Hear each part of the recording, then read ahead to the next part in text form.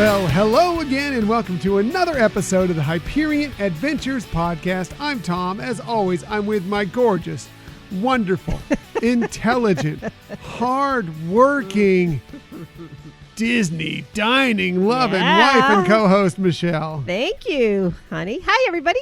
We are always hungry during these episodes. And I know. Today is going to be an especially difficult. food-filled one that's going to make us very, very hungry. So we apologize in advance if you hear our stomachs grumbling. Yeah, wiping drool from our face and stuff. Yeah. We paint a pretty picture, don't we? I know. And now we just lost our listeners. Well, for those of you who have stuck around past that point, thank you for joining us today. We're recording this episode on Sunday, January 23rd, 2022. Wow. Yes. Do you believe it? January is just flying by. Gosh, it's incredible.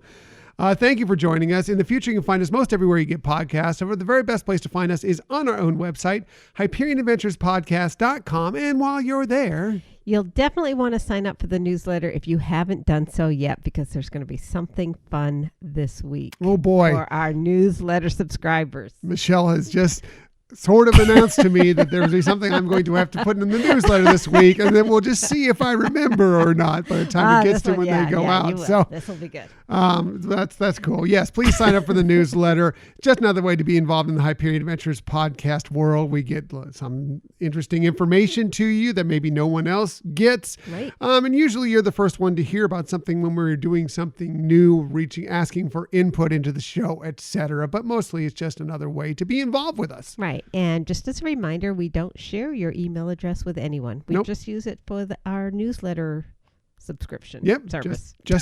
Just to go out about once a week. And that's exactly right. So another way to be involved with us is to follow us on social media. We're on Twitter at Hyperion Podcast, Facebook, Instagram, and Pinterest at Hyperion Adventures Podcast. If you are on Facebook, come on over and join us in the Hyperion Adventurers Facebook group for some good, positive Disney energy fun. That's right. And we're loving that the group continues to grow, and it is such wonderful people. So thank you for those who've already joined us. Yes, and love all the chiming in that we get there. We get a lot of input for the show on that site. We throw our own things out there for you to enjoy. Hopefully you're enjoying the random pictures I throw out there every day, but it's just a lot of fun to be in that group. Yeah, we love hearing your stories too.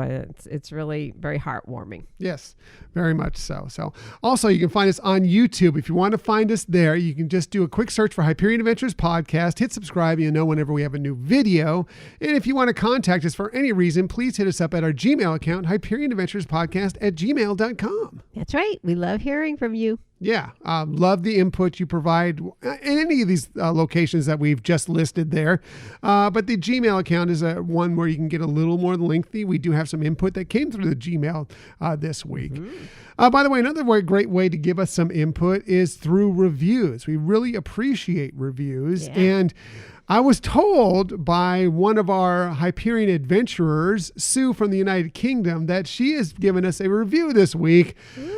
Unfortunately, I have not been able to find that review yet. So, Sue, hopefully it pops out there and we would love to read it on the air. Thank you for the thought, no matter what. So, hopefully it'll show up somewhere in my email box or whatever. I'll track it down and we'll get that read within the next couple of weeks. Yeah. So thank you so much. And thank you for everybody else who has already given us a review. You people just make it our world that much brighter by knowing you're enjoying the show.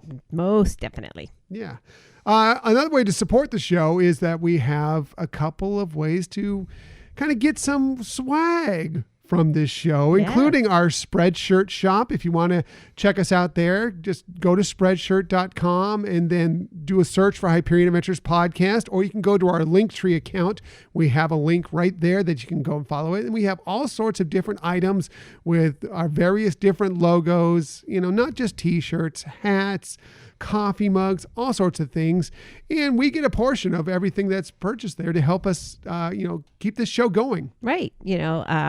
We really appreciate those of you who have already gotten some things. So thank you very much. And we love the support. Another way to support us is through our Patreon page. We give out lots of swag through our Patreon page. And we have some other interesting things that I know Michelle has listed that we have coming up that are going to be involved to our Patreon members. If you want to find us there, just go to patreon.com/Hyperion Adventures Podcast. We have tiers starting as low as $2 per month.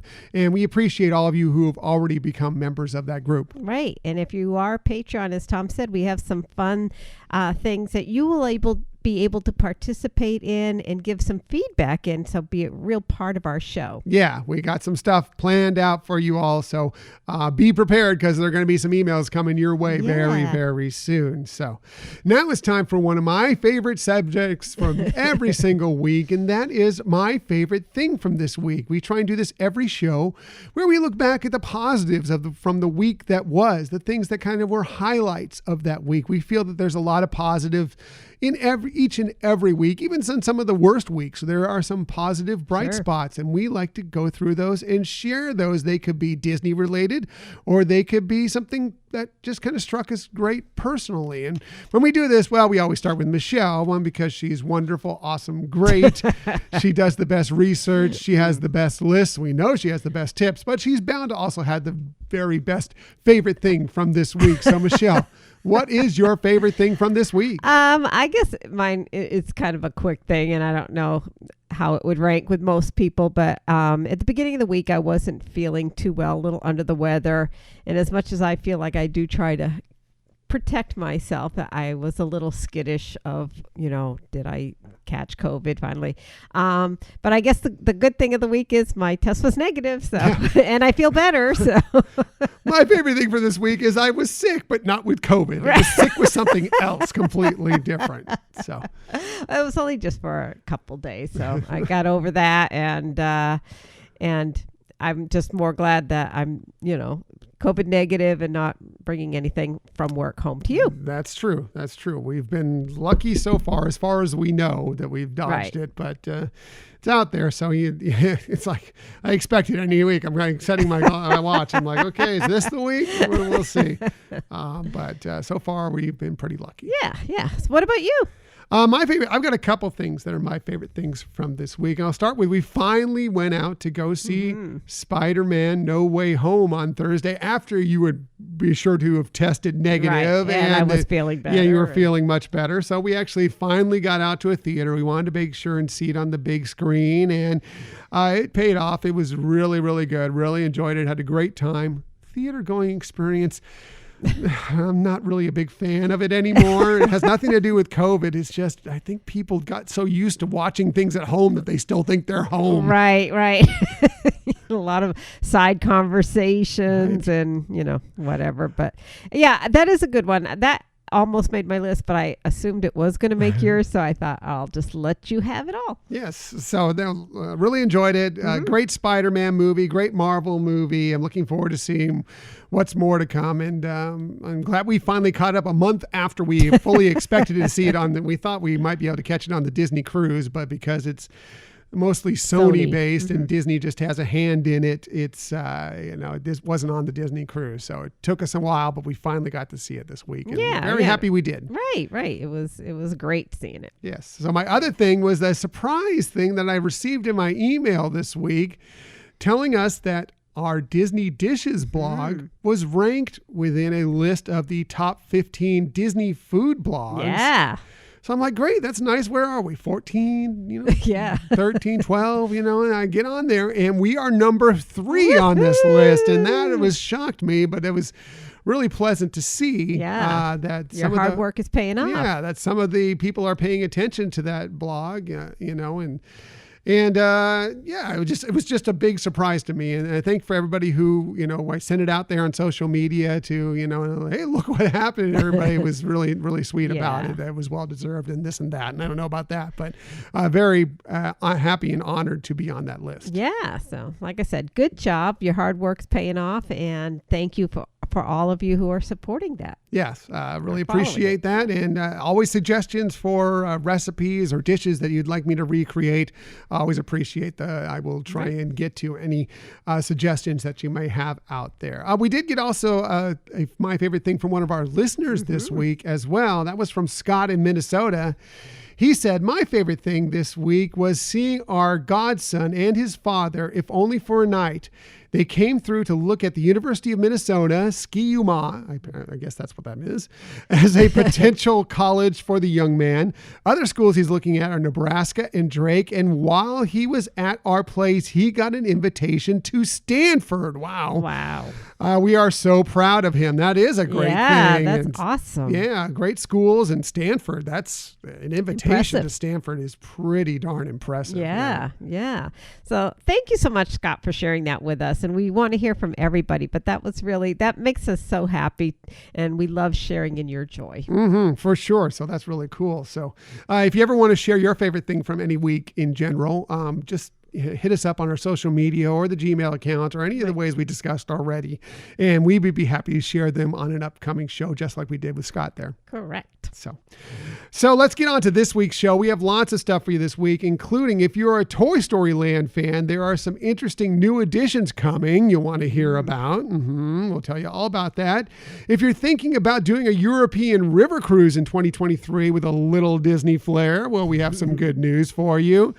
And the music of Encanto continues to dominate both on the charts and definitely in our heads. Yes. We'll get to that as well. But enough messing around here. And I might have another story. Ooh, Michelle. Michelle always has the best stories. Yeah, I think so. Can't wait for that. Let's get to our main topic of the week.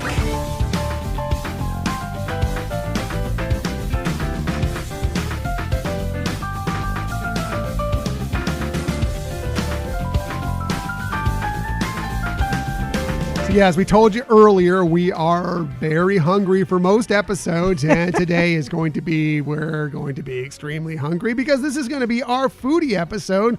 We're going to discuss new Disney dining experience and updates throughout the park. So let's get right to it. Michelle, how are we going to kick this thing off? All right. Well, thank you. So we are going to talk about some of the restaurants that are reopening, which is always great news to hear about things coming back, and some new items or new things about some of the existing restaurants.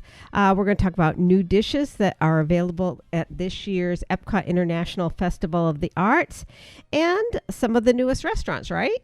Yeah, I've got a few of those that I'm looking forward to trying ourselves when we finally can get back out to Walt Disney World. It's been way too long. I know. But there's some definite restaurants and some dishes at these restaurants that I'm excited to try that maybe you'll want to try as well. Exactly. But if that's not enough, we're also going to have a few fun food stories, Disney food stories. And the big news is we're going to come up with nominations for new postings on the Disney Dishes blog. Oh, boy. I know. And the winner will be determined by votes from our Patreons and newsletter subscribers. Okay, there we go. So again, if you haven't already signed up for the newsletter or a Patreon, this would be your chance to really have input into what is going to be a feature on our Disney Dishes blog. The number 3 ranked Disney food blog right. on the internet, apparently. All right. So let's get ready. Are you ready? I'm ready. All right.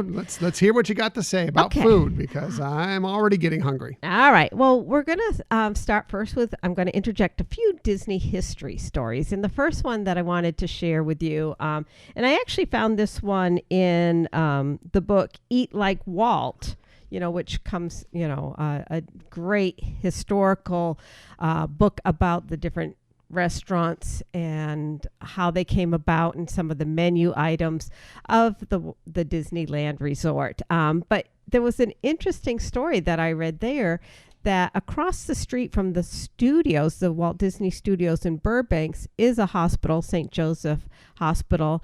And when Walt opened the commissary and up until 9/11, they actually allowed employees from the hospital to eat at the commissary. And we've been to that commissary. Yeah. I think they've updated it a bit since those days, but we have been to that commissary. Yeah. So it's kind of an interesting link that it was, something from the Disney company history that is, definitely genuinely pretty nice that they, that's a special place to get on that property is not easy. Yeah. And again, it did stop after 9/11, but there was issues with security, but pretty long history of really embracing the community and allowing those healthcare workers and physicians to be able to use their commissary. Nice. That was really cool. That was, obviously things had to change when 9/11 happened, but that was a nice little perk of being there, and awfully nice of the Walt Disney Company. Right. So thank you, Walt. Mm-hmm. All right. So as promised, we're going to talk about some new returning restaurants, some things that we've missed over the pandemic experience. Mm-hmm. But so the chefs from Flying Fish at Walt Disney's Boardwalk are ready to welcome you back this week on Thursday, January 27th. So you'll once again be able to enjoy that luxury and sustainable seafood, some unique cocktails, a real unique and special dining experience. So they have quite a few great, exceptional dishes. But if you're like me, you'd probably want to order the plancha. And that has these perfectly seared scallops atop of grits that are also sprinkled with some sweet corn and then circled by peppadew emulsion to blend in for that perfect bite. Sounds great. All right. And in my understanding, and you're the chef in the family, I think peppadew is a sweet South African pepper. Yeah, I believe that's correct. I don't know I'm not really up on the South African spices and peppers and everything, but that does sort of ring a bell with me. Well, that's what Google tells me. So. Well, so it must. If it's on the internet, it must be true. It must be true. But as you can see, it's it's a beautiful look. I saw the picture before. That's a beautiful looking dish. Yeah. And for dessert, being the 50th anniversary, the Flying Fish has a special offering right now that is called the 50th Celebration Midnight Lemon, which is fresh berries, crispy meringue, and sweet lemons. Sounds pretty good. Sounds very refreshing for a dessert. Not very heavy. Just a light, bright dessert. Right. Yeah. So, you get all full up on dinner. You want that little something special at the end of your meal. Yeah. Sounds good. And especially that it's for the 50th anniversary. Yeah. Cool. Then next, soon after that, on February 3rd, the Turf Club Bar and Grill at Disney Saratoga Springs Resort and Spa will also reopen for some really spectacular dinners. When I looked at the menu, like for apps, I don't think I'd be able to say no to the frito misto. I mean, as we know, those Disney chefs know how to cook up that dish, and the spicy marinara sauce is just perfection. Yeah, I'm a big fan of frito misto. I know.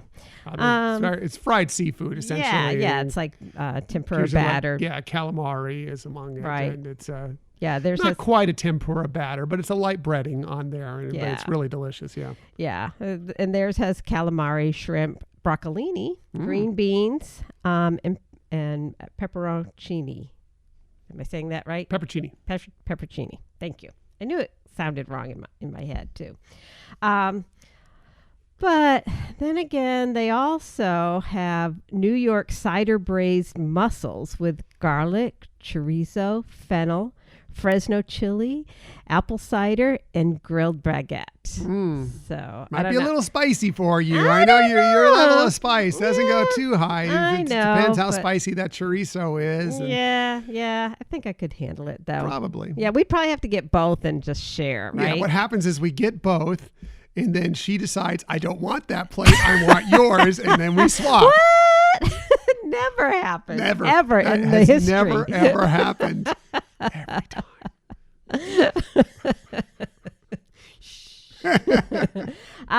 For entrees here, they have, for meat lovers, they have some really outstanding feasts to offer, like filet mignon, prime rib, braised lamb.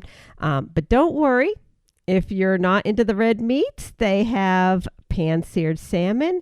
And what really sounded interesting was a carrot-filled house-made agnolotti pasta with carrot. Not with parrot. With It's carrot not puree. with parrot. It's not with... Everybody at the tiki room is safe. I was trying to say carrot puree, I guess, at the same time. It came out parrot. Carrot puree, royal trumpet, and maitake mushrooms. So, Nice. yeah. Sounds good. Yeah. So really, again, special. And to clarify, no parrot. No parrot. It's carrot puree with the pasta. Right. Oh, okay. I think I lost more listeners here. And then there's still another reopening happening soon, and that's at Disney's Animal Kingdom Lodge. I'm just ramming my words together here. And that's Jico, the cooking place, that will be reopening starting February 17th. And looking at this menu that they're putting out now, it's my favorite, I think, of all of them. There isn't one single appetizer or dish that I wouldn't want to try. And I'm not always the most adventurous, but this place has some amazing dishes. One of their signatures is the seafood tangine. I think I'm saying that hopefully right. And that entree has saffron-scented couscous, prawns, scallops, squid, and little neck clams. So, yum. Yeah. Nice. Yeah. Yeah. Okay, so from these reopenings, what are you most excited about? Chico. Yeah. I'm a big fan of all the restaurants at the Animal Kingdom Lodge. I think they all have amazing food that is spiced well, seasoned well.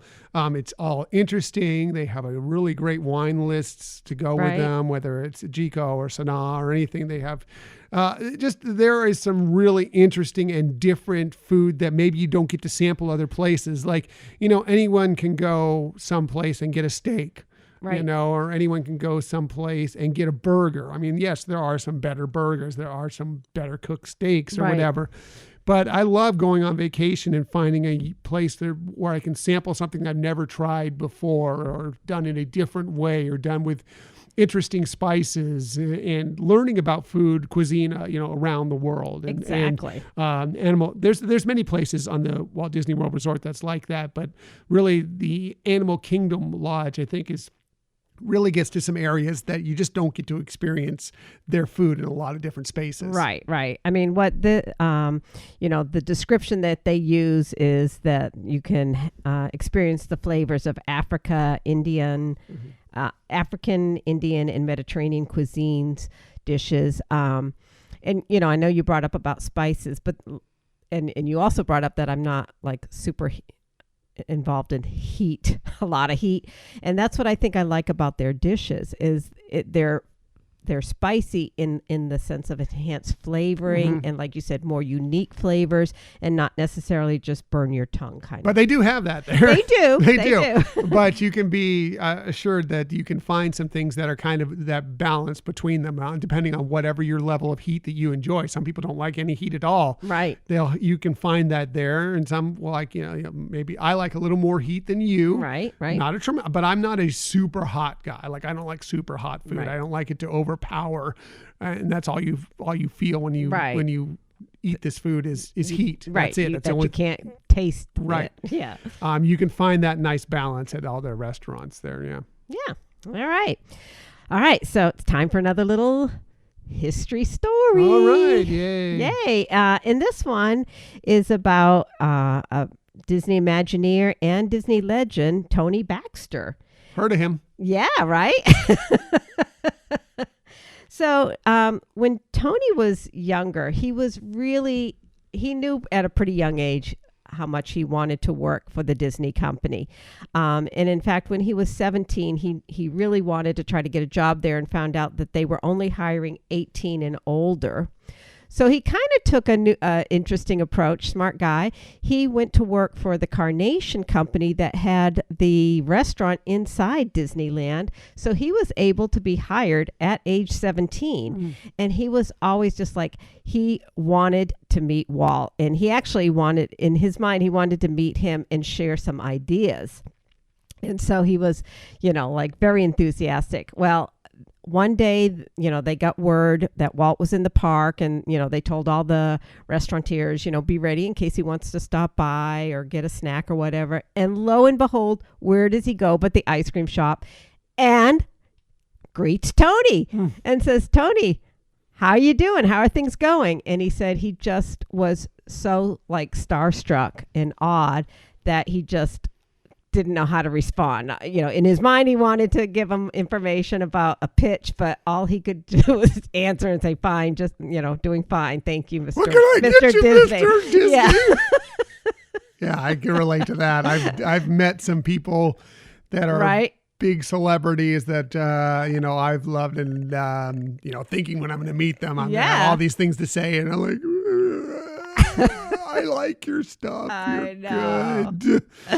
So that was in 1965. Just a couple years later, he had eventually did get hired by the company. He went into attractions because he knew that was where his passion was. And actually, he did pitch a Mary Poppins attraction to his supervisor. And his supervisor actually helped promote getting that information up to the Disneyland president at the time, who was Dick Nunis. And he was so impressed with Tony and what he was, trying to offer here, that he linked him up with the recruiters for the Imagineers, and the rest is history. So all starting from working in an ice cream shop at Disneyland. Not bad. See, there's all sorts of different ways to kind of get into this career, and that's an interesting path to right? take. But Yeah. Smart guy like Tony Baxter doesn't surprise me, and they're still waiting for that Mary Poppins I know. Keep trying, Tony. Yeah. So, all right. So let's pivot to some of the restaurants that are already open and have some new things, new announcements. And we'll start with Ale and Compass Restaurant at Disney's Yacht Club Resort. And ahoy, mateys, starting soon, January 31st. You didn't say that right. Hey, ahoy, mateys. There you go. You're the pirate of the family. Anyways, they're going to start serving lunch as well. So, you might want to go traditional and order up some fish and chips, or maybe the Chipotle barbecue chicken flatbread. That sounds pretty good. Yeah, but it's nice that they're going to have the lunch option there. And then we'll just sail a little bit next door to Cape May Cafe at Disney's Beach Club Resort. This restaurant kind of has been very, holds a fondness in my heart because it was a place my mother and I used to enjoy together. So exciting news, starting on February 15th, you can once again feast and all you care to enjoy buffet style breakfast or dinner. And there are some really good positives about the family style that they're using right now up until then. But there's also something fun about a buffet. And so I'm really looking forward to going back to this eatery and doing the buffet. I know that, I love New England dishes. That's, kind of from my family's heritage. But it was interesting that just last night we were talking about this and kind of surprised me that it wasn't a place that I took you. And so. Yep. I've never personally experienced Cape May Cafe, but I am looking forward to checking it out sometime with you for sure. Right. So that's the news about some of the things that are happening at some of the existing restaurants. And before we get into the Epcot International Festival of the Arts, honey, I know you did some great research about some of the newer Walt Disney World resorts. So take it away, sweetie. Yeah, these are all restaurants that have been open for a little while now. Some of you may have already had the opportunity to check them out. Unfortunately, we have not yet. And I'm sure there's many of you just like us who have not had the opportunity to see some of these restaurants, experience their food and their dining experience at all to this point. And so I thought I'd go through a couple of those restaurants that I think we're really looking forward to sampling that are relatively new within the parks. And maybe you can follow along, see if there's some dishes that you would enjoy, or if maybe it's not the thing for you. But these are definitely ones that I think that we will want to hit whenever we can get out there and make our next journey to the Walt Disney World Resort. Right. Looking forward to it. But I'm actually looking forward to hearing what you found out. Yeah. So I'm going to start in Epcot with a couple of restaurants in Epcot. And one is the one that came with the new area that was opened up in the France Pavilion over at Epcot, and that is the La Crêperie.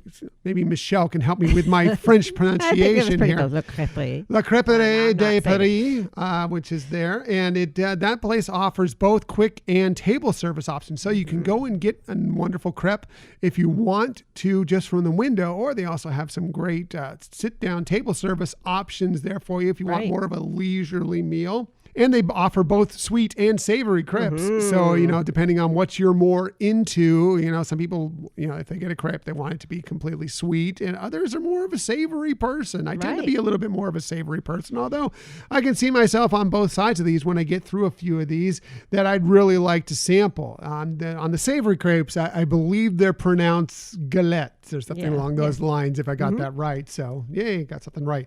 And I've read, by the way, that those galettes are, they're made from buckwheat, and the buckwheat that they actually use for those is actually imported from France. Wow. So yeah, sweet. Nice. Well, not sweet, but awesome. Anyway, there's some items that I was just looking at the menu. They have lots of different stuff, but some of the ones that I think I'd like to sample personally. And of course, this is all based around, the new attraction, which is Ratatouille, Remy's Ratatouille Adventure. And so there is a savory galette that is the Ratatouille galette with tomato, zucchini, and eggplant. That'd be kind of interesting, but more importantly, I think that these are a couple that I'd really have to have some difficulty deciding between, and I may have to order both. The chèvre, which is goat cheese, spinach, and walnuts. That sounds delicious. Yes. And definitely the one that I would almost for sure go for is the saumon, which is smoked salmon, creme fraiche, and chives and lemon. So that is right up my alley. I love smoked salmon. That with a little bit of champagne. Yes, exactly. And they do have a nice wine list there as well. A lot of French wines and champagne for sure. So on the sweet side, there's the pois, which is pear, chocolate ganache, and whipped cream. That sounds good. But more importantly for me, it's the pomme, which is caramelized apple and caramel beurre salé. So I would definitely try that. That is right up my alley. If I'm going to have a sweet one, for sure, that is probably the one I'm going to have. Yeah. But lots of interesting different dishes there. They even have a Prix Fix menu there where you can get an appetizer, like a super salad, and then both a savory and a dessert. Perfect. Yeah. So definitely check that out. I'm looking forward to us getting the chance to check that out when we get out there. Delicious. For sure. Of course, the real restaurant that we want to check out when we get out there that we've been jonesing for since D23 Expo of 2019. By the way, we got our D23 Expo 2022 tickets this week. That should have been one of my other favorite things. Right. But, yeah, me too. We are excited to be going out there, and hopefully we'll see many of you out there when that happens in September. Anyway, I digress. Space 220 is what I'm talking about at Epcot. I've heard great things about it. It's a little pricey, but you're paying for the experience of this whole thing, right? More than anything else. It's about the show, taking the elevator up 220-ish miles into space, and then sitting there and watching, space revolve around you and things go on. And but I have heard good things about the food, even though, the price is a bit on the higher end for most restaurants. The food has actually we've had friends that have gone there and they've said good things about the food and the experience combined. It's only they do have a lounge, but as far as for meals, it's just a Prix Fix menu. If you're going for lunch, it's 2 courses for $55. Dinner is 3 courses for $79. So, and if you're going for lunch, it's a starter and a main. And if you're going for dinner, it's a starter, main, and a dessert. So the starters are called liftoffs. Everything has a little bit of a space theme to it. And here's some of the ones I thought were kind of interesting. First is the Big Bang Burrata, which is burrata de mozzarella, grilled artichoke hearts, arugula, sunflower seed romesco. That sounds good. Yeah. Try that. This one really looked interesting. It's the Blue Moon cauliflower, which is a tempura fried cauliflower with house-made hot sauce and blue cheese dust, if you like your things in a little bit on the spicier side. Right. That sounds like a pretty good option. That one might be one I'd like. However, I think these are the two that I'm probably more likely to pick from if I'm going to go with a starter there. And that would be the Starry Calamari, which is fried calamari, Italian cherry peppers, spicy marinara, roasted pepper citrus aioli. Nice. That sounds yummy. Yeah. The other is something that I know Michelle will not want, but I would like this one possibly, and that's the Neptune Tartare, which is yellowfin tuna, yuzu, ginger, miso, soy, avocado, radish, apple, and sesame crackers all together. So it looks great. Yeah, that's right up my alley. Right. It's got that Asian flair to it. I love some nice tartar tuna, right? And you mix some avocado in there and the yuzu, ginger, miso. That is my kind of thing. Yeah, right there. sounds wonderful. I don't know why tuna is probably the one thing I don't like tartar. There's so many other things that I do, but yes, I can see how that would be like the starter for you. It's just for whatever reason never been a thing for you, but Right. it's always been something that I've enjoyed very much. So Right. on to the mains, which they call the star course, of course. There's the terra bolognese, which is a corn linguine, tempeh ragu, macadamia nut ricotta, zucchini, and mushrooms. That sounds yummy if you're looking for a pasta type dish. Yeah. Here's one. I mean, if you're gonna be in Florida, you want some fresh fish. Well, they have some Florida red snapper, which is with San Marzano tomato broth, fingerling potatoes, broccolini, and Sicilian tapenade. So Wow. yeah, doesn't that sound good? That sounds awesome. Now, here's the things that I probably would most likely myself pick from, though. Okay. And that is, one is the X2 duck, which is roasted and confit crescent duck with butternut squash flan, Brussels sprouts, and an orange glaze. Oh my Doesn't God. that sound really yeah, good? for sure I'd be getting that. Yeah, I love duck, especially confit, but I like the combination of when you get a roasted duck Right. and some confit together. You get it Yeah. two ways. Really good. The other, and I love braised dishes, and I really love short ribs. The slow rotation short rib with the braised short rib, cheddar grits, bacon, and haricot vert will be another thing I would think of. But I would probably go for the duck because I can get a short rib a lot of different places. Right. But if you got the duck, I might get the short rib, and we would sample off of each other's plates. Definitely. So, yeah. Sounds fabulous. Doesn't that sound good? It does. Finally, on to the desserts, which they call the supernova sweets. There is the carrot cake, which is actually a plant-based carrot cake with plant-based cream cheese, Nice. candied walnuts, and toasted pepitas, which are Yeah. basically pumpkin seeds, Right. essentially, which is nice. There is also a sticky toffee pudding cake with dark chocolate sauce, caramel crunchy pearls, salted toffee drizzle, and the chocolate cheesecake with whipped chocolate ganache, chocolate sauce, white chocolate crunchy pearls, cookie crumbs, and dark chocolate shards. All those sound great. So. Yeah, yummy. I think I'd go for the carrot cake though, but although I guess if I'm in a chocolate mood though. Yeah, it depends. I At least love you have carrot those cake. kind of options. I'm a huge fan of carrot cake. My Michelle knows this. One of the first birthday cakes she ever got me was a Right. little carrot cake. Yeah. Because I'm a huge fan of that. I like kind of spiced cakes like that. They're sweet, but they also have that kind of that little spiced edge to them. And that's why I'm a big fan of carrot cake. So that one might be the one I go with, but the other two really draw on me as well. So maybe there's some, and again, these are just portions of the menu. There's a lot more dishes on these menus than Right. just this. These were just the items that called out to me in particular. Yeah, they sound lovely. Yeah, they sound the ones you picked are the ones that I'd like for the most part. Yeah. Yeah, but you'd be surprised. There's some other great things on there that I think you might be interested in as well. But more than anything, again, for that restaurant, it's all about the show. Right. I'm looking forward to riding that elevator and checking the whole thing out. And there is a lounge there as well, which you can go into and get kind of that experience, Right. but maybe not the whole meal thing. Right, Get a cocktail, get a glass of wine, and get a couple small plates as well to try it out. Yeah, that might be fun too. If you don't want to do the whole thing. Yeah. So. Also, another new place. This is actually at a resort, and it's actually a recreation or a reimagining of a place there. They reimagined the Wave at the Disney's Contemporary Resort into what is now called Steakhouse 71. So based on kind of Walt Disney World's opening, so on the 50th celebration. But it looks really cool the way they redid the inside with a lot of the kind of neo-modern feel of the contemporary, from when it was how it was in the 70s. And they have a lot of the artwork there. It really is kind of cool cool looking, and it looks like a restaurant, and I've heard great things about the food there as well.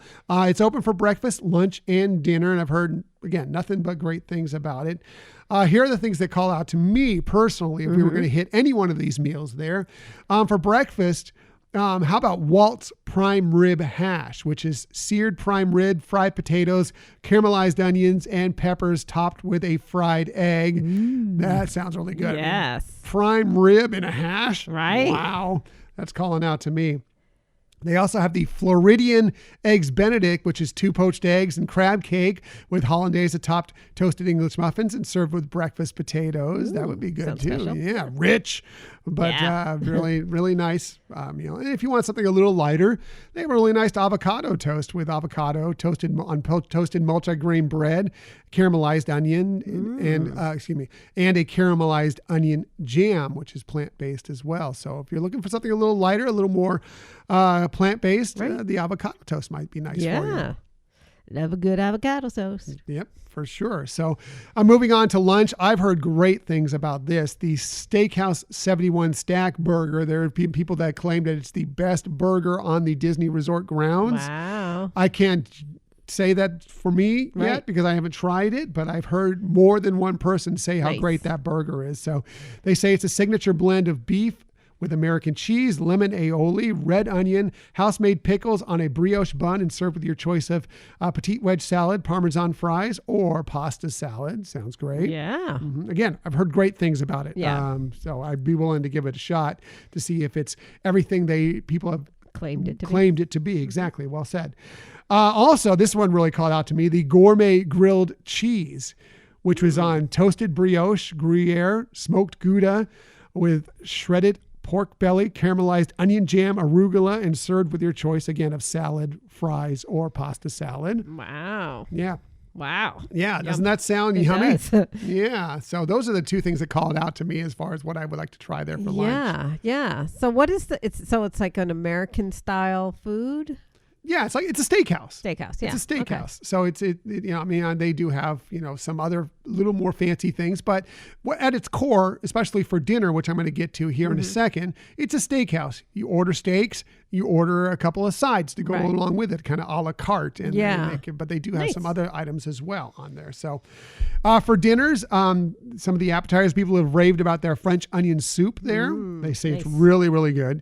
You want to check that out. Carryover from the wave that people were big fans of is their bacon and eggs, which is maple lacquered pork belly. Parrot. Yes. Or parrot. Yes. It's not parrot. It's maple lacquered pork belly with smoked cheese grits and a perfect egg is what they call. That was a fan favorite from the wave before, so that one carried over. They kept it. Yeah. And I'm always a big fan of onion rings, so I'd love to try out the Steakhouse 71 onion rings that they say are hand-breaded with spicy ranch dipping sauce that is also plant-based. Yeah. So that might be good. For the main courses, like I said, it's a steakhouse, so all sorts of different cuts of steaks are there. Again, usually you get, when you order a steak, you get a side with it, a side and a sauce with it. However, you can also add a flight of their sauces to go with them for $6 more. And all the sauces that you get to pick from, so you can kind of sample them and try them with your different food. There's a béarnaise, an au poivre, a wild mushroom, whipped horseradish cream, a chimichurri, and the red wine signature steakhouse 71 sauce. So you can kind of get that and just dip and try your different meats and breads and whatever you have with you in with those different sauces. I think that's kind of a cool option that they give you. Right. Yeah. Especially if you're, going as a couple or something like that, then you get to share that dipping experience. Right, for sure. If I was going to order there, I'm not as much of when I go to a steakhouse, a steak is nice and everything, but the 12-ounce roasted prime rib with classic Yorkshire pudding calls out to me. I love it. If someone does a good Yorkshire pudding, I'm in with a prime rib and then all those sauces to try with it. I'm on board. Yeah. That sounds really good. Some other things, if you're not into the steaks or the red meat per se, there's the Florida sustainable fish in Papillote. It comes with shrimp, fried potatoes, asparagus, baby carrots, and a lemon beurre blanc. Nice. Papillote is basically where it comes in folded in parchment paper, essentially, and it's kind of steamed in the parchment paper, and then you open it up to all this moist goodness within this little paper envelope. So it's really fun to try. They also have a vegetable Wellington, in quotes, Wellington, with mushroom duxelle and fire-roasted artichokes wrapped in a puff pastry, romesco, and Brussels sprouts. Totally plant-based dish. Yeah. So if you're a vegetarian and you're going to a steakhouse and I don't want a steak, I'm a vegetarian or a vegan, that is something that may call out to you. Wow. It sounds so fabulous. And like the pictures, I've seen the pictures of the place and it looks adorable. And so definitely would be a place I'd like to try out. For sure. By the way, I said that dish is vegan. I'm not positive it's vegan. It's definitely vegetarian. Might not be vegan because of the puff pastry. Usually there's a lot of butter in puff pastry, and that is definitely not vegan. Right. So ask if you're a vegan if you go there and find out for yourself. For dessert, there's only one, and we've had something similar. I don't know if it's the exact same one, but when we've been up at the Top of the World Lounge, they have that giant chocolate cake. It's like seven layers or whatever. The Steakhouse 71 chocolate cake with layers of whiskey infused chocolate cake, chocolate mousse, and raspberries. It looks almost like it. I'm not sure if it's the exact same one, but either way, that's the dessert I'm getting. Yeah, sounds like that. Sounds like the same one. At least it rings a bell. And I remember doing the fireworks show and going up there with my mom, and and she shocked me when I said, "Do you want anything else before we, head out?" And she was like, "Yeah, let's get that cake." Let's get that cake. And more wine. Yes. She is a good woman, smart woman. With great taste. Yes. So I do want to go over a couple things at Disneyland. These are just at Walt Disney World, but a couple things at Disneyland that we've been able to experience that maybe you haven't been able to check out yet. There's not a lot of new restaurants there, but there are a couple interesting things. And I want to talk, first of all, if you have not tried the Rontaless garden wrap at Star Wars Galaxy's Edge, you should, especially if you're a vegetarian.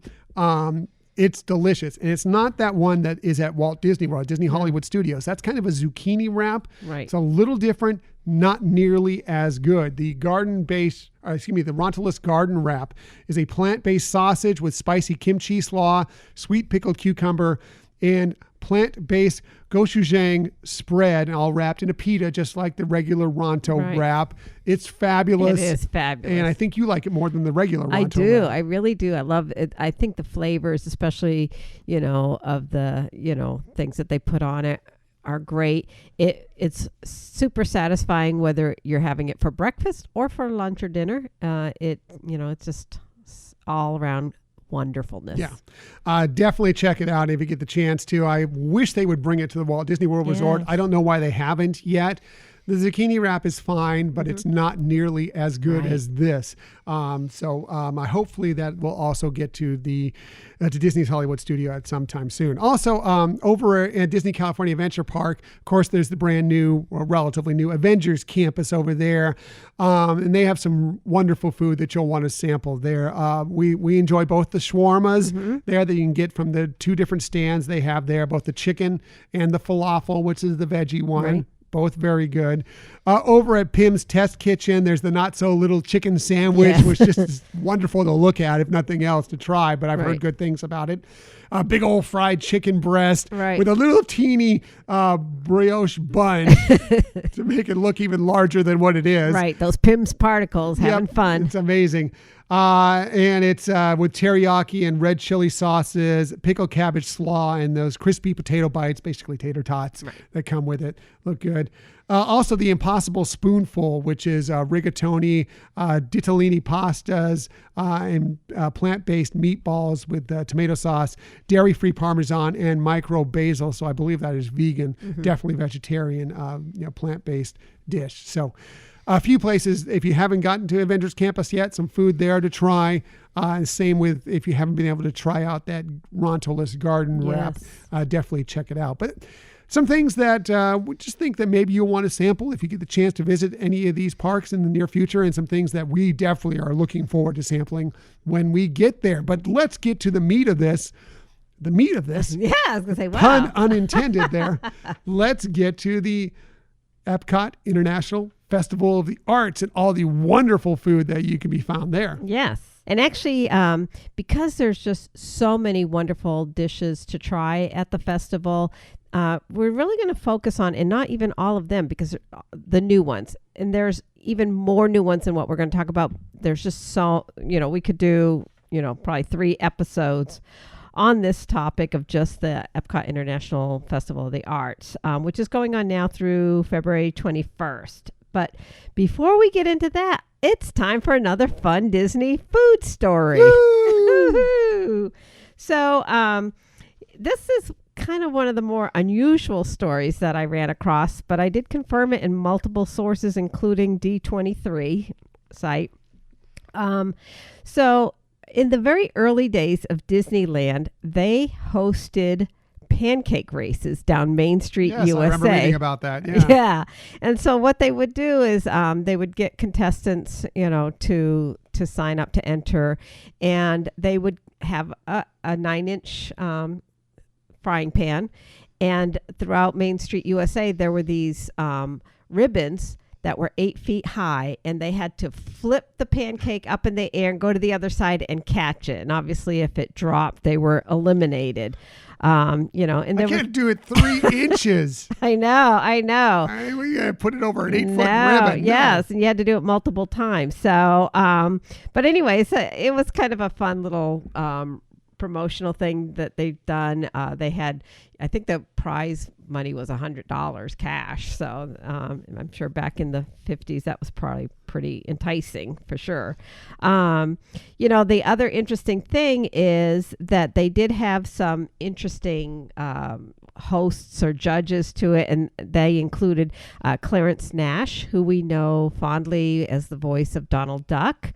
And from the Mickey Mouse Club, host Jimmy Dodd was also one of the celebrities presiding over the pancake races at Disneyland. Very cool.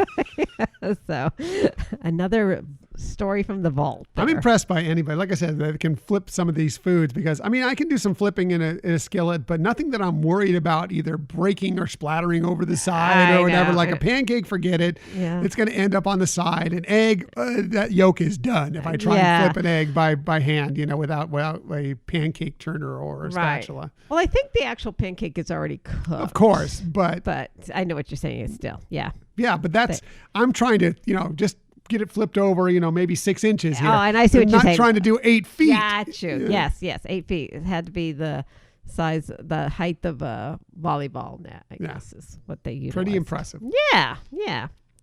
All right. So some of the most eye-appealing new dishes at the festival this year.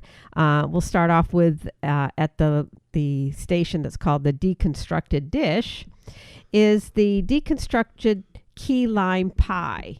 And they also are again having the wonderful walk of colorful cuisine this year, so you can get different flavorful, colorful dishes. So there's like a plate at many different of these booths that is like represents a certain color. Right, and you're trying to get the whole span of them. But anyways, what's really unique here is how they really, I know it's called deconstruction dish, so it shouldn't be a big surprise to me, but I do love the concept that they utilize for here. So, like starting with the crust of the pie, they make it into a graham cracker cake. And then they for the actual pie filling part, they have this like flexible key lime curd that they make like in a wave format on the dish to make it really look pretty. And then it's almost more like a flan than anything else, because it's a little firmer, it looks like, than your normal curd. Yeah. I mean, they describe it as a curd, but I agree with you that it is kind of that texture was what it looks like. And then they decorate with key lime mousse and meringue piped dollops on the dish. It's just really pretty. It's colorful and creative. And I won't be remaking that dish for Disney Dishes because I can't make that one. No, I don't think I have that one on the list. So there's also another really stunning, eye-catching new dish this year. It's in the station called Deco Delights, and it's the orange mousse with lemon cake and raspberry meringues. And The colors here, they have the yellow, the pink, kind of like the light blue teal look to it. It's spectacular, and they really pay homage to that Art Deco movement, that was so popular in Florida. And very representative of the colors they're using for the 50th anniversary. True. Yeah. For that dish. That's a really good point. Again, another dish I will not be making for the Disney Dishes blog. I'm not that I can cook some decent food. I am not super talented when it comes to the really artsy dessert type dishes. I hear you. I get that. Pop Eats, we've always enjoyed that at the festival, and I know that they've had tomato soup in the past. This year they added tomato soup with bacon, apple, and brie grilled cheese. Wow. I know. That sounds really good. Right? Exactly. Moving on, they have a new station that's called the Craftsman Courtyard, and this really is inspired by the California coast. So it had some great plates that I thought we would really enjoy. And so I'm just going to right now just feature two of them. There's the cast roasted PEI mussels with sautéed tomatoes, garlic, and fresh herbs. And PEI means Prince Edward Island. Okay, yeah, I Googled that too. Mm-hmm. Thank you. Yes, that one looks really yummy. I mean, of course, I'm a big fan of mussels anyways. You love mussels. Yeah. But they also have a cast iron seared steelhead trout with parsley, salad, grape tomatoes, Kalamata olives, capers, and lemon aioli. And you've actually gone trout fishing, right? Right. I don't catch steelhead, though. I catch usually rainbow trout. Oh, okay. Steelhead's a little bit different. And trout, in general, many trout are very similar in texture to like salmon. Right. And steelhead really, like you could, if you were to look at them and not pay attention, you might be a little confused with it being salmon. Oh, good. Cool. So it's very similar. If you like salmon, you probably will like steelhead. It's a little bit more delicate than salmon, but along the same lines. Yeah. I just love how they have like that nice crisp roast on the crispy top, skin. Crispy skin on the top of it. It just really looks so stunning. So, and here's one I think would be really after your heart. Is the station is called Vibrante and Vivido Encanto Conchina. Conchina. Yeah, thank you. Or Cocina. I didn't even get it right. Cocina. All right. Very good. Thank you. And as you would expect from its name, it's inspired by Colombian cuisine. They have some really cool dishes. They have and this one I might have trouble saying, a spicy hikio soup. Ajiaco. I think that's ajiaco. Ajiaco? Okay, ajiaco soup. Ajiaco, I would say. I actually don't know. So please forgive me, because I'm probably botching this as well. But I believe it's ajiaco. Okay. And it has arboli, chili spiced chicken, potato, avocado, corn, little corn on the cob, and creme fraiche. And it really is supposed to be quite well known in Colombia, especially at their capital, Bogota. So that sounds and looks beautiful. They have a house-made chorizo and potato empanada with turmeric and annatto. I think I hopefully said that right. Aiolis. And the pictures of that one are stunning in that they're pretty good sized portion. And I think the reviews that I've seen from people is that it really is a nice, hearty portion for what you're paying for. Good. Yeah, I'd like to check that out, and definitely love, interested in Colombian food. Yeah. And I'm very interested in Encanto right now. Right. So that's definitely a booth I'd want to hit up for sure. Right. It made sense that they added that this year. So kudos to Disney for that. And lastly, we'll talk about at the station that's called El Artista Hambriento. Here they have a huarache verde with cilantro huarache with, I should be having you say these words, conchinita pible, fresh pineapple, and pickled onions. Good enough. All right. I don't know if I would have gotten it any better. So, but it looks beautiful. Again, really nice, vibrant colors, to the actual, the Hirachi shell and everything. It just looks fabulous. That's over at the Mexico Pavilion, right? Correct. Yeah, I'm always impressed with the stuff they put out at the Mexico Pavilion. Yeah, I usually find something good there. Right. It always seems to be a hit. Yeah. And I know that I said this was to focus on just what's new, and those are just like I said, a sampling of the newer offerings they have. They also have a lot of returning favorites, and one of the returning favorites that I would say you don't want to miss is to savor that Symphony in Chocolate Flight. It's 3 Pat Charles, are you listening? And I'm going to say something about that. Yeah, it's 3 Mozart cream liqueurs paired with 3 sipping chocolates. It is so delightful. I really wish I could be enjoying it right now. You should have heard last year. She was trying to figure out how we could smuggle in some sort of thermoses and start just order a bunch, and then we could take it back to the room and still keep sampling in the room. If I could have thought of a way, I would have. It's all I can say is it's truly a masterpiece in flavor. And as you mentioned, it does hold some really special fond memories. Last year we were able to enjoy this very decadent treat with our dear friends Pat and Charles from the Conversations podcast.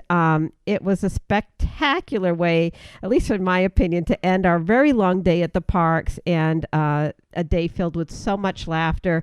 And although we were pretty worn out and it cold from a very long day in the parks, I was so appreciative you guys all indulged me when I said, hey, let's not end this party now.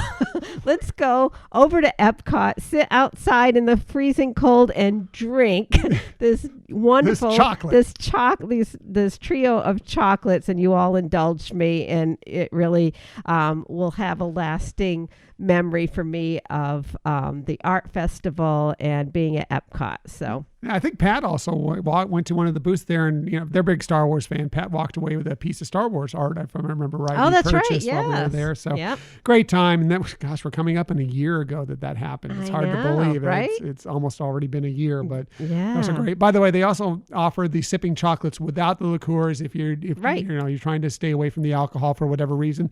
I do think the alcohol enhances it, but if you just want to try the sipping chocolate, they do have a different flight of the sipping chocolate without the alcohol involved. Right. So, and it has a white chocolate, milk chocolate, and a dark chocolate. And, I'm not typically a milk chocolate fan, but this is not like your regular milk chocolate flavor. It's a much more rich type of chocolate. Yeah. You're a fan. I know you're a fan. I know you wish you had some right now. Oh my God. Yes. Totally do. But anyways, so that is a, review. I think everybody's now in the know of some of the new things happening. I have some 5 possible entrees that could be featured on the Disney Dishes blog, but I wanted to hear if there was any, and you could also include the ones from your review as well. Any that you would want to nominate. The one that I'm thinking about doing possibly at some point from what I've already talked about, is that, what was the cauliflower that was at Space 220? Oh, yeah. The Blue Moon cauliflower with the tempura fried cauliflower, house-made hot sauce, and blue cheese dust. I got to figure out how to make that blue cheese dust. But I've done something similar for when we were catering. We did a tempura cauliflower for a couple that was thinking about. They didn't end up booking with us, but they really enjoyed that portion of it, and I really enjoyed it too. And I think it's something similar. So that's one thing that I think I can recreate fairly easily if I can figure out the blue cheese dust in that. Well, I'll include it on the list. You want to hear the others? Yes. All right. The cider braised mussels from the Turf Club Bar and Grill. Or the plancha from the Flying Fish. Mm. The cast iron seared steelhead trout from the Craftsman Courtyard. Track down the steelhead trout is the biggest thing, but yeah. Well, you could also do, as you said, you could substitute. Salmon. And share that on the Disney Dishes blog. Technically salmon season, but yes, we had salmon last night. Right. From Sustainable Farm. Nice. The tomato soup with bacon, apple, and brie grilled cheese from Pop Eats. And the one that we couldn't pronounce, the Hakiako soup from Vibrante and Vivido, the Encanto Cocina. And then I've added now the Blue Moon cauliflower from Space 220. We will put that in the newsletter and also let our Patreons know. And that will be the group that will vote. Yeah. And make the decision of an upcoming Disney Dishes blog. Looking forward to making one or many of those. Yeah. Even though you may not vote for one of those, I may still make one of them that is on that list that doesn't get voted in anyway, but I will definitely make the one that you vote for. Right. So, anyways, that's our look at Disney Foodie right now, all the things that are new and exciting, and we hope that you've enjoyed the review. Very nice. Good job, sweetheart. Thank you. Great look into a lot of that food. By the way, I did put it out there on social media, just asking for a few people that maybe if you've had some dining experiences recently that you really enjoyed, something that, maybe has been around for a while, but you really thought was a fantastic dining experience. Or maybe it's something new that you hadn't tried before and this was the first time you tried it. And we did get a couple of responses. So I wanted to go through those before we close out this segment. Definitely.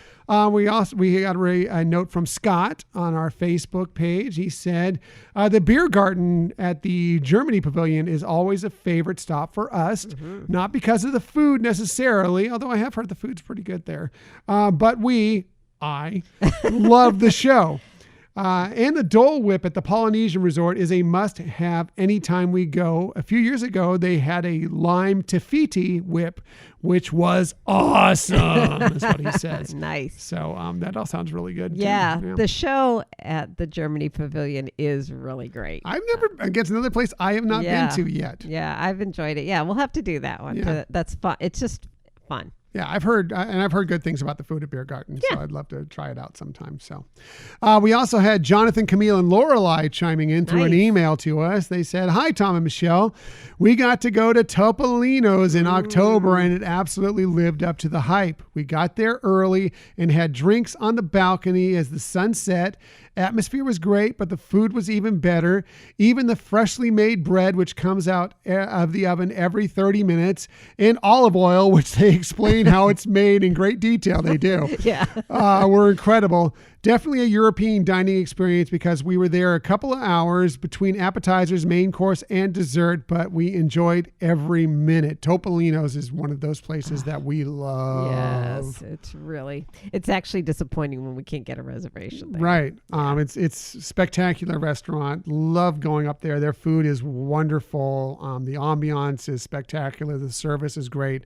Highly recommend if you want to do a higher end dining experience at the Walt Disney World Resort. Topolino's is a really good one. And they do have a lounge there, like they said, where you can just go up for drinks and some small plates as well if you don't want to do the full dinner thing. Right. Yeah. If you're celebrating something, that is an exceptional spot to really bring out the celebration. Yeah.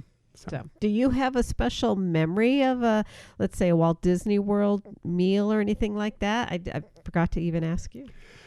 I'm trying to think of one. They just got me off guard there. I wasn't planning on this, but I will say Topolino's, when we got to go, like we were at staying there at the Riviera within the first week that it had opened. Yeah, I think we're on day 2 or 3. Right. And we got a reservation for Topolino's. So it was the whole thing. It was the stay at the Riviera just days after it had opened to the public. And we got a suite there and had a great room, and then went up, we just had to hop in the elevator, go upstairs to this wonderful dinner with a fantastic view where we could see, at that time they had the fireworks going from both Epcot and Disney's Hollywood Studios. You can see both from up there. Right. And it was just an amazing, amazing dining experience. Oh, yeah. Yeah, it really was special. What about for you? You know, it's hard to really pinpoint one. I think it's more like I've said before with Epcot, you know, the memories of the times that I was there with family or friends, you know, and,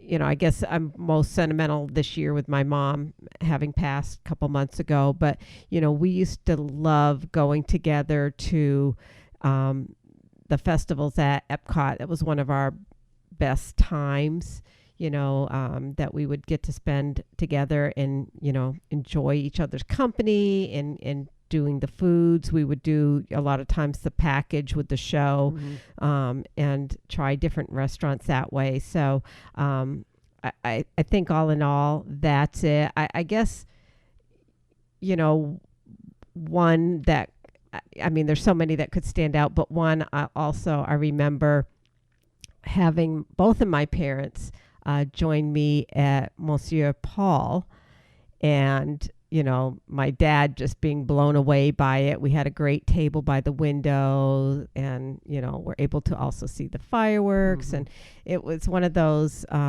evenings where everything just turned out so wonderfully. So it has a very special memory for me. That's nice. Yeah. You know, both your parents have passed away now, but it's good to have those memories. So many of our memories are based around food-based things and meals, and the experience like that. There's just nothing you can. It'll always be imprinted in your mind, and that'll be a special place for you for sure. Yeah, definitely. But you know, like you said, it's kind of hard to just come up with one. And I mean, obviously the meals that we've shared together are very special to me. I'm not trying to make less of them. Whatever. You know, and you know, even like in high school and stuff, and you know, the fun with friends there. So yeah, it's always been great. It has been. Meals are great. Again, so many food-based memories, so many wonderful restaurants at the Walt Disney World parks and resorts, and Disneyland. Can't wait to try more food in the coming year, and lots of great experiences await us. That's right. So that is our look. This is our foodie episode. Look at new Disney dining experiences and updates from around the Disney parks and resorts.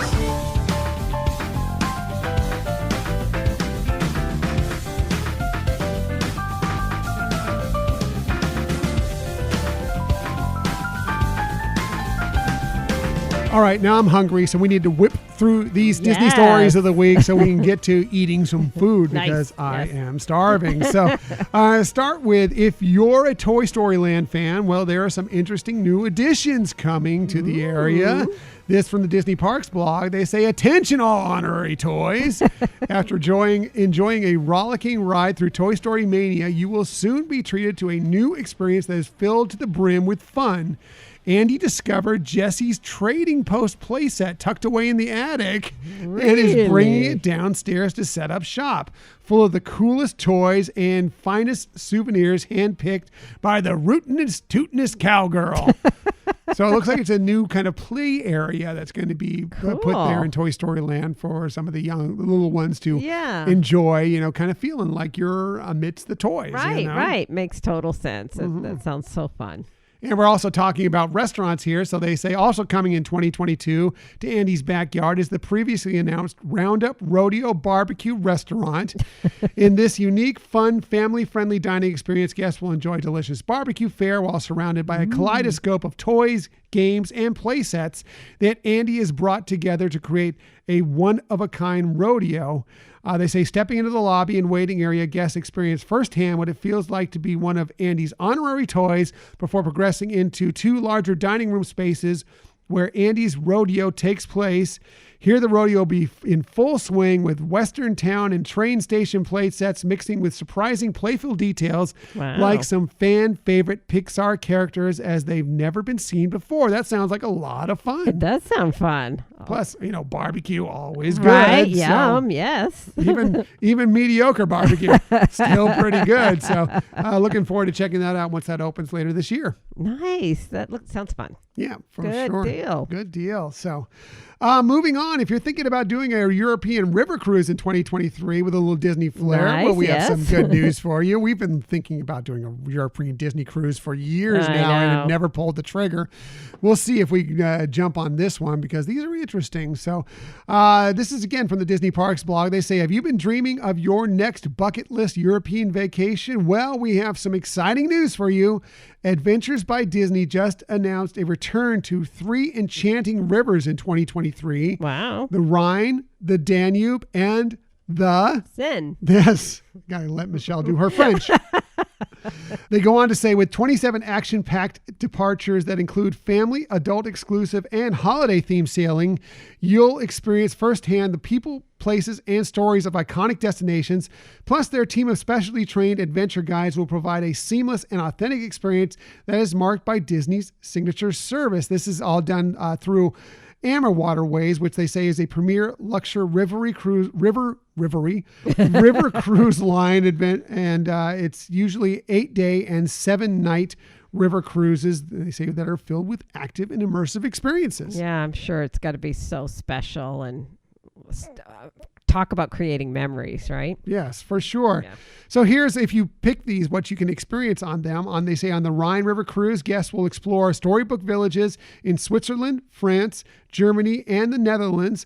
Highlights include a toboggan ride through the Black Forest, high adrenaline thrills at an indoor water park, and a voyage through the upper middle Rhine Valley, offering up-close views of 30 majestic castles. Wow. How cool is that? Yeah. That has to be crazy. Mm-hmm. On the Danube River, sailings visit 8 unforgettable destinations in Germany, Austria, Slovakia, and Hungary, where adventurers will roam through medieval ruins, scale treetop rope bridges, and marvel at the rolling hills made famous in The Sound of Music. Wow. Yeah. How fun is that? Yeah. You can watch that on Disney Plus. That is true. Finally, on the Seine River cruises, they'll celebrate the magnificence of rural France with visits to picturesque provincial towns, the historic beaches of Normandy, Monet's house and gardens, and the dramatic cliffs of Etretat. Maybe that's right. I don't know. But and also, of course, Paris, the city of lights. So Nice. all sound great. If you were going to go on one of those, what do you think calls out to you? Oh. That's a hard one. I think because of all the castles and everything, I would do the Rhine. The Rhine. Yeah, that sounds pretty cool. I think that one's cool. I think the Seine would be interesting too because I love kind of that provincial area Right. through France. Yes. We've been there when we went from Paris. We just bus and some train Right. too. We've done some train as well, but we've done bus and we've done train through those areas. One time when we were on the bus, it was going from Paris to Reims Right. to do champagne tasting. Right. And just kind of going through and seeing all that French countryside, I always thought it was magnificent to kind of check out. And I can imagine it must be great just sailing along this river as you go through Yes. there. So pretty cool. By the way, if you're interested in those, you can start booking those river cruises this week. They open to the public on January 28th of 2022. And they say that there's an early booking offer savings of $500 per person available too. So ask about that if you're going to check into one of these river cruises. Nice. Yes.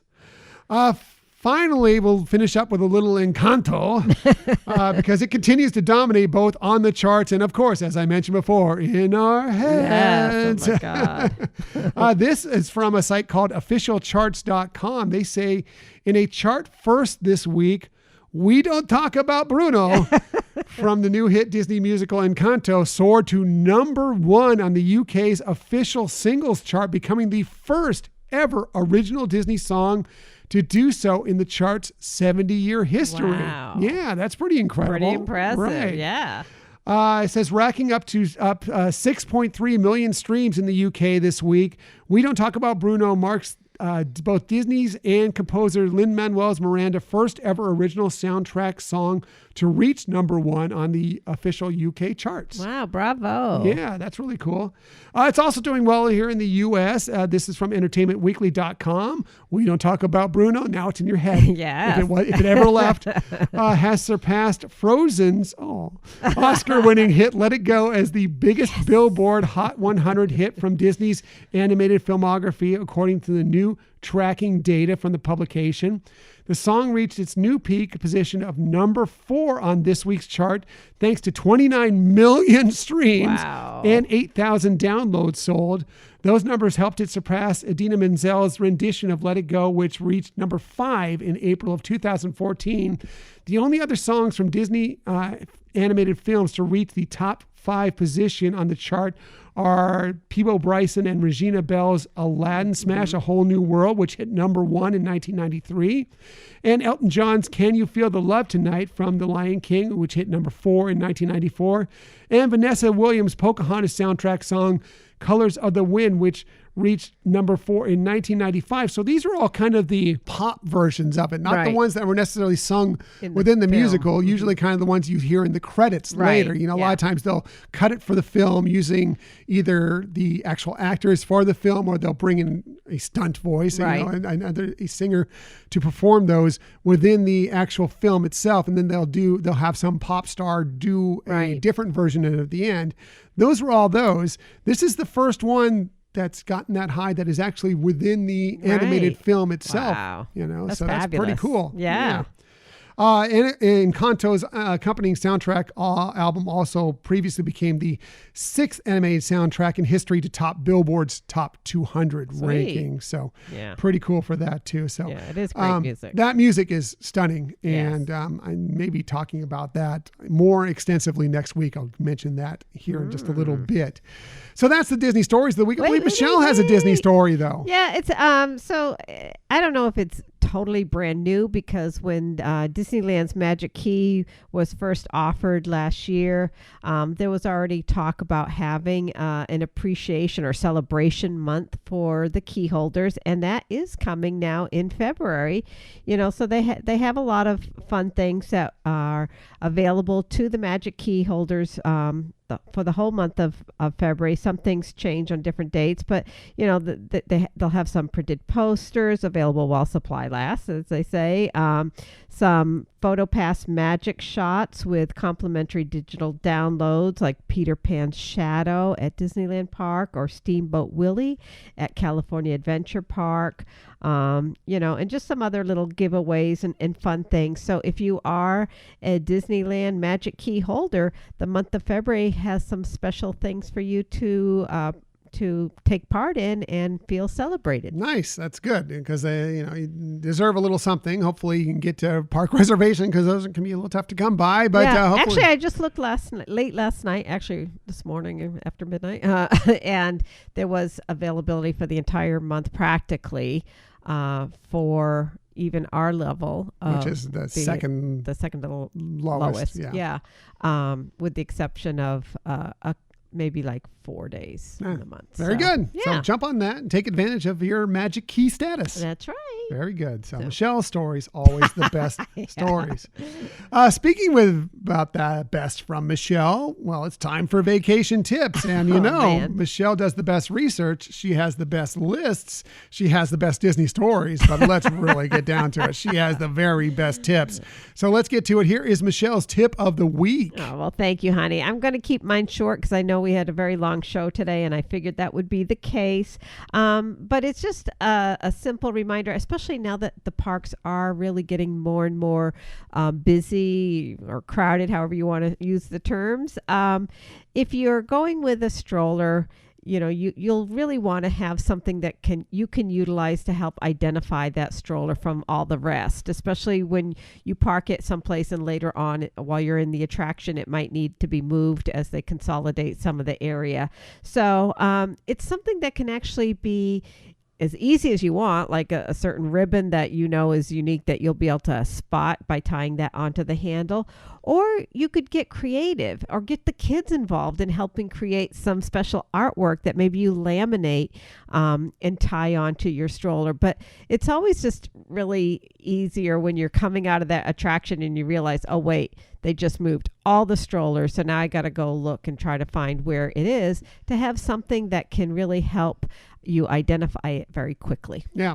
Balloons are great too. True. If you want to pay for a balloon there at the park, that's worked for us in the past. Right. Or, Yeah. Especially if it's one that's, a little bit more unique looking or whatever. But yeah. So anyways, Michelle's tip, always the best tip. Thank you. As you said, we're running long. So here's my tip. Hydrate. I haven't gotten that one in a while, but it's especially important now, even though it's we're in the cooler days, right? That you may be surprised. You don't think about it as much when it's not as hot out, but you still need to keep hydrated when you're out in the parks. True. It'll catch up to you much more quickly. Don't forget that it's easy to get water at the parks. Anytime there's a fountain, a stand with fountain drinks. You can get free cups of ice water there easily enough. Yes, you can buy the water, but get the free water. Right. It doesn't cost you a thing. First aid stations also have water for you there. True. Go hit those up and stay hydrated when you're at the parks. Very good advice. Very good tip. That's it for this week. Now, next week, Michelle had something on the calendar, but I'm going to go left when she thought I was going right in next week's episode. Okay. And that's because I've spent the last few weeks with a certain movie and a certain soundtrack running through my head. And the more I listen to it, the more I hear the nuance of it, the more I think about it in things that I've read and just things I've gone over in my own mind. I feel like I really need to discuss this. So we are going to break down Encanto next week and talk about a lot of things about this movie and why it's struck a chord with so many people, including us, and what really, really makes it great. Oh, that sounds good. And I guess we want to invite everybody else who's listening. If you want to participate and share some of your thoughts about the film or the music, we'd love to hear from you. Yes, absolutely. What do you think about it? What songs went through your heads? I'm sure there's many of them at different times. Mostly, we don't talk about Bruno, but it seems to be the one that really is there all the time. But there are so many great songs, so many great characters. Can't wait to discuss them all next week. And we'd love to hear from you, as Michelle just said. Yeah. Great idea, honey. Look at you getting all creative. I love it. Anyway, we appreciate that you joined us today. In the future, you can find us most everywhere you get podcasts. The very best place to find us is on our own website, HyperionAdventuresPodcast.com. And while you're there, please sign up for this week's newsletter so you get to have a voice in a Disney Dishes blog featurette. Yeah. What do you want to learn to create from me? Yes. We will find out if you sign up for the newsletter or if you've already signed up for the newsletter. Also, please follow us on social media. We're on Twitter at Hyperion Podcast, Facebook, Instagram, and Pinterest at Hyperion Adventures Podcast. If you are on Facebook, come on over and join us for the great positive Disney energy fun we're having at the Hyperion Adventurers Facebook group. If you're on YouTube, please subscribe to us there. Just do a quick search for Hyperion Adventures Podcast. Hit that subscribe button and you'll know whenever we have a new video. And if you ever want to contact us for any reason, please hit us up at our Gmail account, HyperionAdventuresPodcast@gmail.com. That's right. And as we always ask, please tell a friend about our podcast. Yep. That's the easiest way to let people know about this show. By the way, speaking of the Gmail account, I forgot to mention this earlier, but it's actually the person who won our prize pack last week. Donna sent us an email with some possible ideas for how we could help streamline the vote for our Hyperion Adventures Disney Hall of Fame. Nice. Donna, we are going to, I sent you an email already, but we are going to talk about that. And it may be something we are incorporating for next year's class. Cool. So thank you very much for chiming in with that. Love it. Yeah, very love much the participation. We love our adventures. And our Hyperion adventures. All of them. And Donna, your prize pack is in the mail. It will be out to you soon. So that's it. Thank you for listening to another episode of the Hyperion Adventures Podcast. We look forward to sharing some time with you again next week. Until that time, I'm Tom. I'm Michelle. And we hope that you have a magical week. Bye.